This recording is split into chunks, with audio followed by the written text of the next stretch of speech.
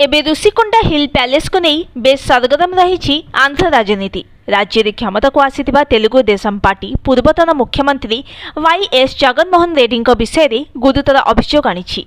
TDP कहिछि जे जगन विशाखापट्टनम ऋषिकोंडा हिल उपरे 500 कोटी टंका खर्च करी विलासपूर्ण प्रासाद निर्माण करिसेंति।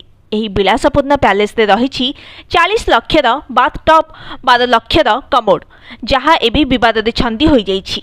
सेपटे एही प्रासाद को राष्ट्रपति किंबा प्रधानमंत्री गस्त पाई मध्य व्यवहार करा जाई परिबा सहित एहार अन्यान्य सदुपयोग करा जाई परिबा बोली वाईएसआरसीपी पक्षरु कहा जाइछि।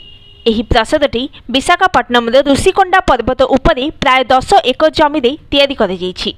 एही विलासपूर्ण महलटी जगनमोहनकर बोली अभियोग करिछि शासक टीडीपी। टीडीपीर अभियोग मुताबक जगन ऋषिकोंडा हिल उपरे 500 कोटी टंका खर्च करी विलासपूर्ण प्रासाद निर्माण कराइछन्ति, जहाको बड़